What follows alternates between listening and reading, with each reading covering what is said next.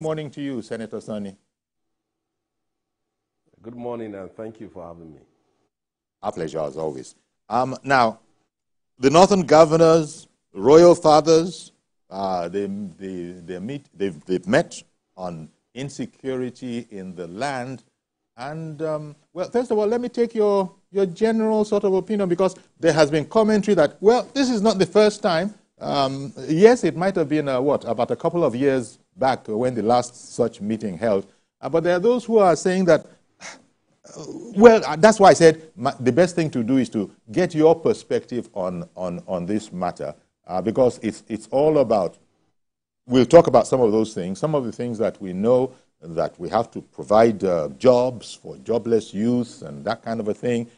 Very well said, going by the empirical data. But what do you think about this whole matter, especially as it has been, shall we say, infiltrated by outright criminality of all these terrorist groups and that kind of a thing?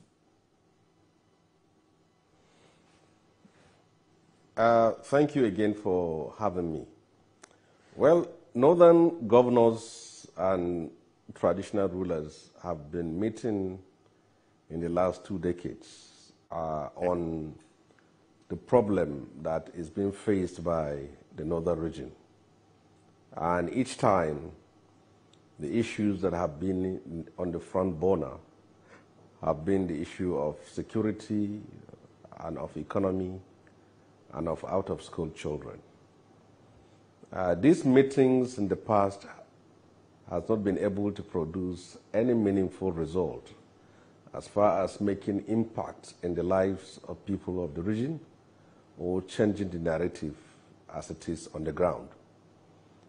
But this particular meeting is necessary for a number of reasons. First of all, the North has been under sustained terrorist attacks in the last 1 decade.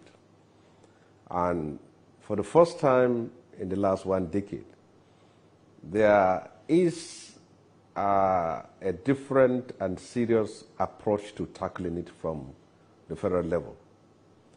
And secondly, if you go by the outcome of the last End Bad Governance protest, yes, you can see how violence became the order of the day as a result of that protest, particularly in the northern part of the country. And now everyone knew very well that the North is faced with some fundamental and basic issues that threatens not just the peace and stability of the region, but of the country. The northwestern part of Nigeria has been bedeviled by banditry, and before then it was the northeastern part of Nigeria where terrorists held sway. The issues that are on the table is a new attempt by the governors of the region, the royal fathers, and the chief of defense staff. This is the first time in the last 25 years since the restoration of democracy where a chief of defense staff has come forward from that region with a serious agenda and the passion, the zeal, and the energy in taking on security issues as far as the region is concerned. So there is no better time for the governors, the chief of defense staff, and the royal fathers to meet than now. And the resolutions that came out of that meeting actually are fundamental issues that need to be tackled. There are some that can be addressed by the governors, there are some that can be addressed by the federal government, and there are some that I believe are issues which the region has to tell itself the home truth.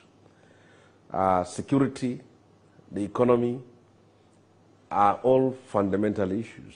In all indices, not in all indices, in population, the North is more than the South. But when you're talking of poverty, when you're talking of development, when you're talking of out-of-school children, infant mortality rate, you can see all these negative indices, including issues of health, are all issues which the North has been on the front line. So this meeting is an attempt by the region to address its own problem. And there's no better way to do that than the region sitting down itself to address its problem. We have had people from the north that have been in power for many years, and they have not used the opportunity of power to address the problems of the region. And now this is another opportunity, even if the person that is in power is not from that region, but key and strategic positions under this administration are being held by people from the north. So this is another opportunity.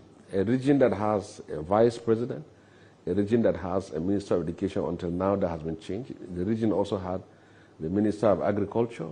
It has a chief of defense staff, the national security advisor, and then all other positions that are necessary for the socio-economic development of the region are all factored within the levers of people who come from that part of the country. So this is an ample opportunity hosted by Kaduna State Governor Obasanjo. And if the ones in the past have failed, this one has to succeed, because if they don't succeed, it is the region going down and dragging the whole of the country down with it. Indeed. And as you said, the meetings are not new. The seriousness of purpose, even from those meetings, people have become used to it, but unfortunately, we have very little to show for it. But the big difference this time is that, well, these are a different set of dramatis personae, and we can only hope, as you said, we don't have that many more, the way it's looking. We can't go on hoping against hope that luck will always be on our side and we won't go over the brink. So maybe the seriousness of purpose following the meeting will indeed be different this time. Some other aspects were also, spoken about. You talked about development of the area generally. In this connection, I remember the meeting had the opportunity to comment on the president's tax reform bill before the National Assembly. And, as if in one voice, the communicate or the statement came forth that we are not too happy with changes being proposed for that, and they were urging the National Assembly not to approve any amendments that would, put them at a disadvantage, as it was said. But in the meantime, the Ministry of Ranching, yeah, that's a good idea. Let's continue on that path. There are those, of course, who are saying that, does the North want to have its cake and eat it?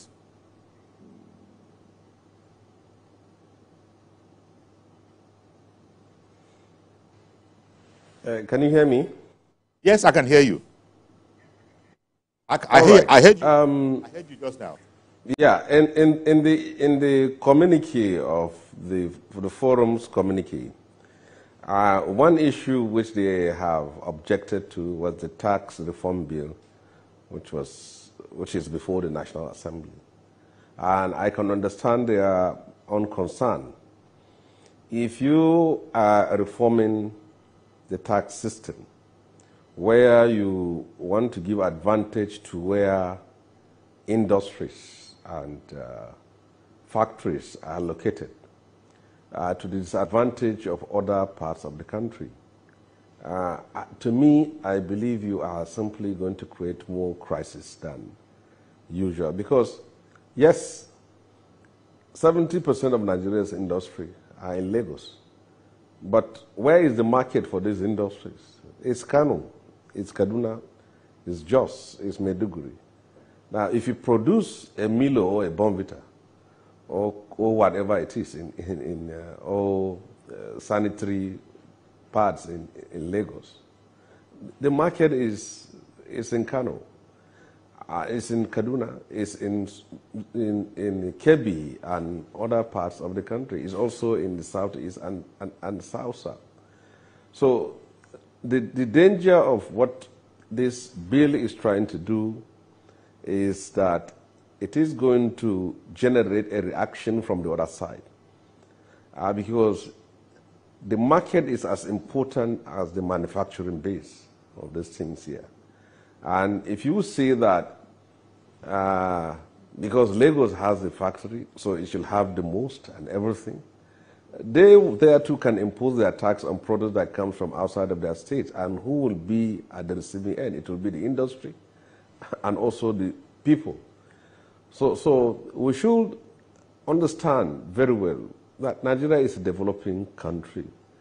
Whatever we're going to do, we have to take cognizance of this is a country that we are still trying to build and we are still trying to manage. It's still a potentially rich country, but it's still a poor country. So in whatever we do, we should take cognizance of the mass of our people who are poor. It's not because you are an expert in economic issues and you have studied all your lives in the United States and Western Europe, and you think that what is obtainable there is something you're going to bring in here without taking cognizance of the situation we find ourselves. And I've said it as an example. A rich man in the United States is not the same as a rich man in Nigeria.